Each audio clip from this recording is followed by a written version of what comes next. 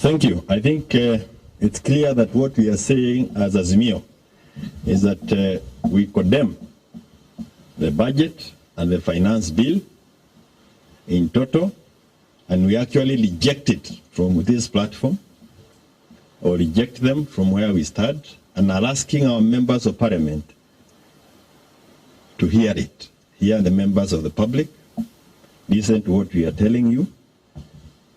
You were elected to represent the people, not to represent the disaster in the name of Ruto.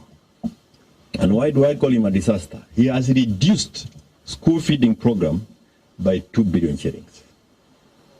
He has reduced the education budget by 25%. Special education by 35%. The primary education by 20%. We can actually see the return of provincial administration in full swing, to the point where the chiefs are now required to ensure that you have complied with your tax requirements. Back to the dark old days. I think it is important to also note that the special protection, Pesa Wazee, has been reduced by 3 billion shillings. We have 16 days to the end of the financial year, or something like that, and you should be on the lookout for the mother of all times in terms of corruption. The stealing that will happen between now and the end of the financial year, it's something that if it was addressed the last time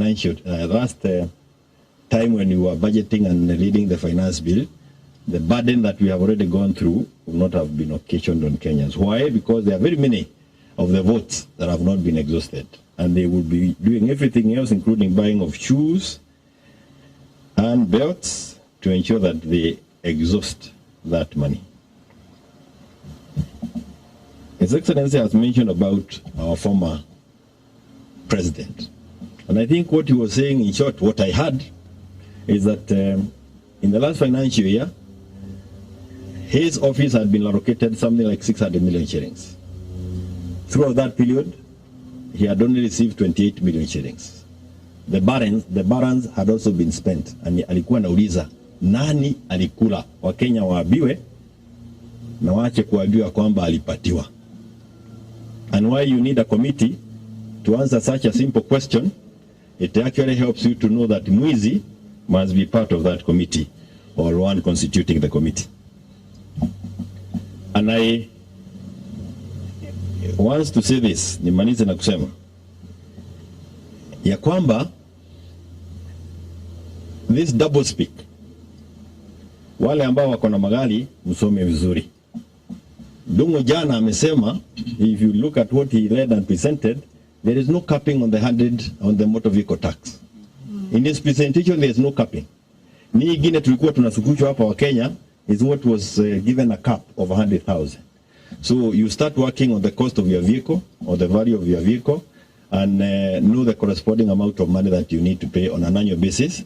I think it is not useful anymore, perhaps to own a car. But I conclude by saying this. Look at the way they abandoned all the improvement on the transport sector, public transport sector. If that had been achieved, many people would choose to use the public transport and avoid buying cars. So you abandon one way and you kill us through the other way. We have a disaster budget, a disaster finance bill, and a disaster regime. Wa Kenya, let us send these guys home. Let them be a one-term regime. Na wale ambao wanafikiria ya kwamba utakaa kwa hiyo chimo ya ukora na uanze kusanya watu ati wakufuate ukiwa kwa hiyo chimo ya ukora, kwenda ukadanganya watu huko kwa village ama pahali ingine. We are not going to be fooled again. And again, I want to repeat this. Don't think that when you apologize and say all the other things you are saying, we are going to follow you kwa hiyo chimo ya wizi. We are not going to be part of that. This is the alternative, and we are working on it. I thank you. Thank you. Hi, Derito.